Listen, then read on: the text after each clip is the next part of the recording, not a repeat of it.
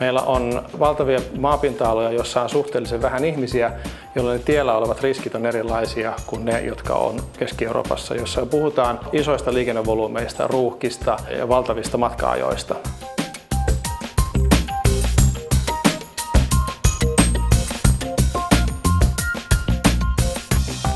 Tämän palvelun kautta navigaattoriin tulee juuri ne tiedot, mitä ajaessa tarvitsee. Eli tulee niitä varoituksia, kun siellä on jotain, mitä kannattaa ottaa huomioon sitten siinä ajosuorituksessa.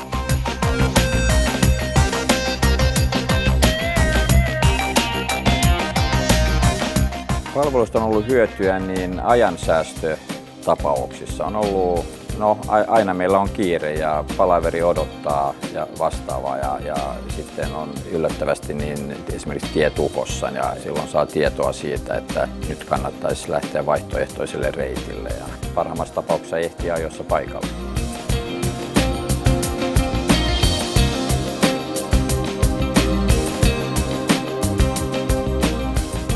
Tiedon helppo saatavuus, tiedon reaaliaikaisuus, se miten tosiaankin helposti ajotietokoneen tai navigoinnin näytöllä tämä on olemassa. Se on se suurin etu, suurin myyntiargumentti. Sitä varmasti tullaan markkinoinnissa ja mainonnassa enemmän hyödyntämään tulevaisuudessa. Mulla on ollut henkilökohtaisesti palvelusta eniten hyötyä, kun on pystynyt välttämään jonkun liikennehäiriön tai ongelmakohdan ihan tuoreempana kesäloman ajalta.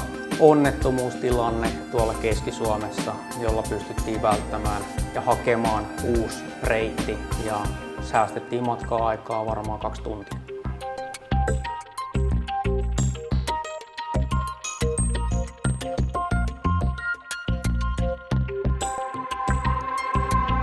Meidän haaste on ihan toisenlainen. Meillä on äärimmäisen rankat olosuhteet, meillä on äärimmäisen pitkä ja kylmä talvi, jossa meidän ajo-olosuhteet luo ihan toisenlaisia haasteita. Ja nämä on niitä asioita, joita me halutaan palvelupuitteissa tuottaa asiakkaille, jotta ne on paremmin valmistautuneita ja pystyvät ajelemaan turvallisemmin.